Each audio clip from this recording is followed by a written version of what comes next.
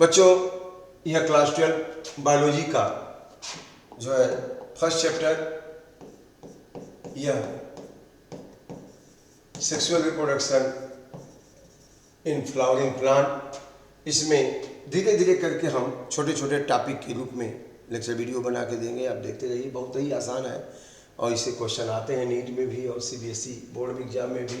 तो flower the fascinating organ of the angiosperm, यह reproductive organ है, अगली पीढ़ी बनाने के लिए बहुत ज़रूरी है। और यह जो है प्राइमर्डियल फ्लोरल बड से फ्लावर बनता है। फ्लावर में कुल कई पार्ट होते हैं, कैलिक्स, करोला, एंडोसियम, गाइनोसियम, और ये पढ़े हैं। लेकिन इसमें से एंडोसियम को मेल रिप्रोडक्टिव आर्गन कहेंगे और गाइनोसियम को फीमेल रिप्रोडक्टिव आर्गन कहेंगे। अब यहाँ पे देखिए, एंडोसियम एक ग्रुप ऑफ स्टामेन को हम एंडोसियम कहते हैं, यह मेल पार्ट है। अब यहाँ पे स्टामेन में आप देख सकते हैं फिलामेंट है, इसको बड़े को फिलामेंट कहते हैं, और यहाँ पे एंथर है। जो स्टामेन है उसमें फिलामेंट और एंथर है, और जो हमारा एंथर है उसमें जो है 2 लोब है और एक लोब में 2 थीका है, माने टेट्रास्पोरेंजिएट है, 4 माइक्रोस्पोरेंजियम है। यह 2 लोब और एक लोब में 2 थीका, तो 2 थीका माने 4 थीका, तो 4 माइक्रोस्पोरेंजियम है। और माइक्रोस्पोरेंजियम के अंदर ही माइक्रोस्पोर बनता है। आजकल बड़ा प्रचलित है, एग्जाम में यह लेयर के बारे में पूछते हैं, इसका नाम पूछते हैं कि जो माइक्रोस्पोरेंजियम है। अब यहाँ पे सपोज कर लीजिए कि यह डेवलपिंग एंथर है। अब इसमें जो है यह माइक्रोस्पोरेंजियम, एक माइक्रोस्पोरेंजियम यह है, दूसरा यह है, तीसरा यह है, चौथा यह है। तो ये कितने लेयर से मिलके बना है, इसमें कितने लेयर हैं, और एक क्रम में लेयर को पूछते हैं। तो आप देखिए, इसको अगर इनलार्ज किया गया तो माइक्रोस्कोप में देखेंगे तो सबसे बाहर के लेयर को क्या कहते हैं, एपिडर्मिस। उसके बाद के लेयर को हम कहते हैं एंडोथीसियम, उसके बाद के लेयर को मिडिल लेयर, और मिडिल लेयर के बाद यह टैपिटम। आप देख रहे हैं यह जो लेयर है इसको हम टैपिटम कहते हैं, इस लेयर को टैपिटम कहते हैं। अब यह टैपिटम जो है यह बाई न्यूक्लिएट होता है, यह बाई न्यूक्लिएटेड होता है, एक से ज़्यादा न्यूक्लियस होते हैं, यह बाई न्यूक्लिएटेड होता है। और यह जो है टैपिटम बहुत ही ज़रूरी है, यह टैपिटम न्यूट्रिशन प्रोवाइड करता है। किसको, यह न्यूट्रिशन किसको प्रोवाइड करता है, न्यूट्रिशन प्रोवाइड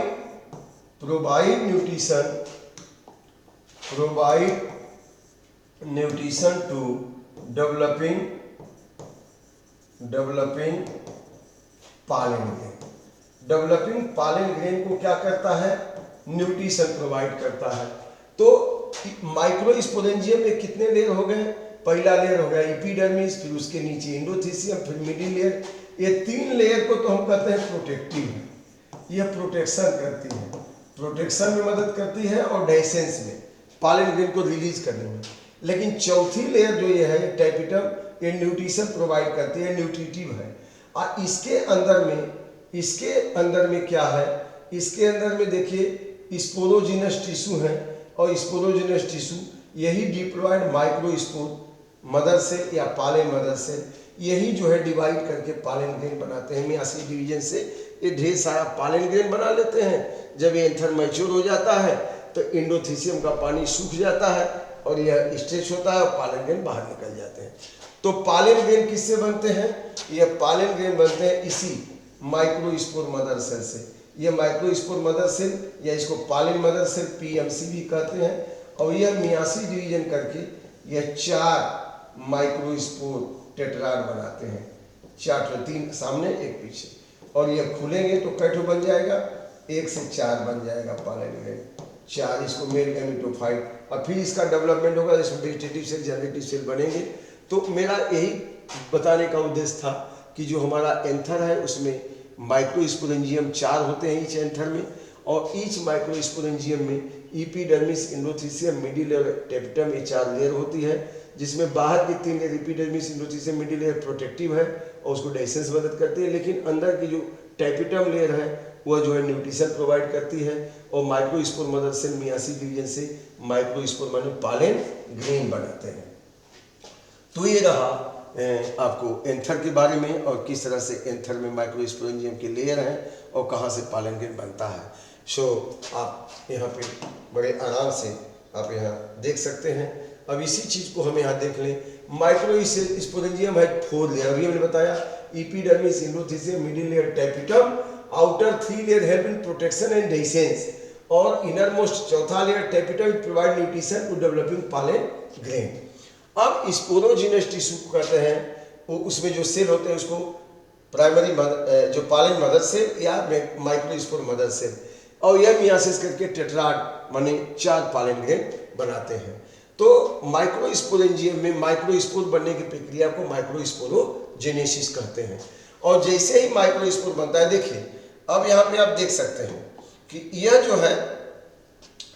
जो है एक पॉलन मदर सेल थी 2 ईयर, जब इसमें मियासिस डिवीजन हुआ तो 4 सेल बने, यहाँ पे ऐसे 1 2 3 और अंदर 4, ये 4 दिखाई दे रहा है, इसमें से 4 अलग हो गए तो हमने एक ले लिया, एक में ये हेप्लोइड है, यन है, अब इसमें न्यूक्लियस है, लेकिन यह न्यूक्लियस माइटोसिस डिवीजन से डिवाइड होगा, अब 2 न्यूक्लियाई बनाएंगे, फिर बीच में वॉल डेवलप हो गई तो 2 सेल बन गए, बड़े वाले को वेजिटेटिव और छोटे वाले को जनरेटिव कहेंगे।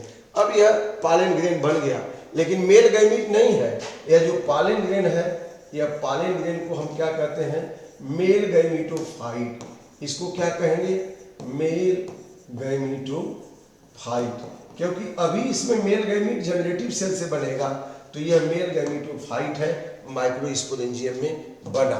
तो एंथर के माइक्रोस्पोरेंजियम में मेल गैमीटोफाइट बने पॉलन ग्रेन बनता है। इसमें 2 सेल होते हैं, vegetative cell, generative. Vegetative cell से पॉलन ट्यूब बनेगा जब स्टिग्मा पे जाएगा, और जनरेटिव सेल से 2 मेल गैमीट बनेंगे।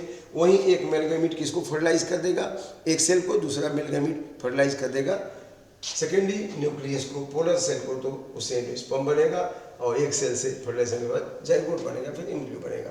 अब देखिए यहाँ पे जो पॉलन ग्रेन है, पॉलन ग्रेन में बाहर की लेयर एग्जाइन है, जगह जगह इसमें जर्मपोर होते हैं, यह एग्जाइन बाहर की लेयर है ना, लेकिन जगह जगह में इसमें क्या होते हैं बेटा, जर्मपोर होते हैं।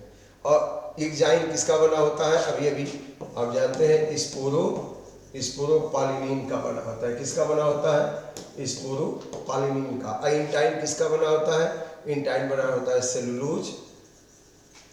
सेलुलोज और पेक्टिन का बना होता है। तो स्पोरोपॉलिनिन की वजह से ही ये प्रिजर्व होते हैं, स्ट्रॉन्ग एसिड एल्कली का इनके ऊपर कोई असर नहीं पड़ता है। और यहाँ पे आप देख सकते हैं कि pollen grain are made up of 2 layer hard outer exine that is made up of sporopollenin, one of the most resistant organic matter known, और it can withstand with high temperature, high temperature का असर नहीं होगा, strong acid alkali का असर नहीं होगा, enzyme का असर नहीं होगा, और ये पॉलन ग्रेन प्रिजर्व रहता है। तो pollen grain outer most layer exine is made up of sporopollenin which is resistant to strong acid alkali in high temperature and enzyme, so the pollen grain remain well preserved. और inner layer intine made up of cellulose and pectin, मैंने बताया cellulose and pectin का। और यहाँ पे germ pore होता है, germ pore से ही पॉलन ट्यूब बन करके निकलती है। तो जहाँ पे स्पोरोपॉलिनिन एब्सेंट है वहीं पे जर्मपोर बन जाता है, इसी से पॉलन ट्यूब बन के आती है। तो ये रहा। अब इसमें जो है, जो पॉलन ग्रेन है, इसमें वेजिटेटिव सेल से पॉलन ट्यूब बनेगा और जनरेटिव सेल से 2 मेल गैमीट बन जाते हैं। अब पॉलन ग्रेन की वायबिलिटी, कुछ पॉलन ग्रेन तो ऐसे होते हैं बेटा जो एलर्जी भी देते हैं, तो उस पॉलन ग्रेन एलर्जी उत्पन्न करते हैं, जैसे पार्थेनियम कैरेट ग्रास का है। अभी जो हम ऑब्जेक्टिव क्वेश्चन कराए उसमें एक टर्म आया था कि किसका पॉलन ग्रेन एलर्जी देता है, तो पार्थेनियम कैरेट ग्रास का। कुछ पॉलन ग्रेन बहुत ही न्यूट्रिटिव होते हैं, रिच इन न्यूट्रिएंट्स होते हैं, आजकल उनके जो है टैबलेट्स बनाए जाते हैं, पॉलन टैबलेट, पॉलन सिरप। और बहुत सारे एथलीट्स में जो स्पोर्ट्स के लोग हैं या हार्स रेसेस में, उनको पॉलन सिरप, पॉलन टैबलेट दिया जाता है उनके एंड्योरेंस एबिलिटी को बढ़ाने के लिए। अब एंड्योरेंस एबिलिटी को बढ़ाने के लिए पॉलन ग्रेन की वायबिलिटी क्या है, तो सब देखिए पॉलन ग्रेन की वायबिलिटी क्या है। पॉलन ग्रेन की वायबिलिटी में कुछ पॉलन ग्रेन ऐसे हैं जो बहुत कम समय के लिए पॉलन ग्रेन, जिसे एंथरडेसेंस हो गया, तो कुछ पौधे के पॉलन ग्रेन 25 से 30 मिनट ही सर्वाइव करेंगे, उतने समय पॉलिनेशन हो गया तो ठीक है। तो जो राइस और व्हीट है, पैडी और व्हीट में 30 मिनट तक सर्वाइव करेगा डेसेंस होने के बाद। लेकिन कुछ और प्लांट जैसे रोसेसी फैमिली रोज में, लेग्यूमिनेसी मटर वगैरह में, सोलेनेसी में, वो लगभग 1 महीने तक वायबल रहेंगे। तो इस तरह से अलग अलग वायबिलिटी है। आजकल पॉलन ग्रेन को प्रिजर्व किया जाता है, प्रोटेक्ट किया जाता है, पॉलन बैंक में रखा जाता है वेबल कंडीशन में -196 डिग्री सेंटीग्रेड। इसको कहते हैं लिक्विड नाइट्रोजन। तो लिक्विड नाइट्रोजन के टेम्परेचर पे अगर आप पॉलन ग्रेन को रखते हैं तो उसको कहते हैं cryo preservation. When pollen grain is stored in viable condition at -196 means liquid nitrogen, then it is called as cryopreservation। तो इस तरह से आपने देखा माइक्रोस्पोरेंजियम, माइक्रोस्पोरोजेनेसिस, पॉलन ग्रेन के बारे में। तो पढ़ते रहिए, जानते रहिए। अब देखिए इसमें वायबिलिटी के बारे में हमने बता दिया कि पॉलन ग्रेन पैडी में और व्हीट में 30 मिनट तक वायबल रहेगा, बाकी रोसेसी, लेग्यूमिनेसी और सोलनेसी में 1 महीने तक वायबल रह सकता है। कुछ के पॉलन ग्रेन है काफ़ी लंबे समय तक वायबल रहते हैं। तो यहाँ पे क्रायो प्रिजर्वेशन की प्रक्रिया में हम पॉलन ग्रेन को या किसी भी लिविंग सेल को रख सकते हैं अच्छे से। तो ये रहा आपका microsporogenesis, microspore. Thank you very much. पढ़ते लिखते रहिए, ऐसे ही हम लेक्चर वीडियो बना के देते रहेंगे। पढ़ें और इसको सब्सक्राइब करें, शेयर करें और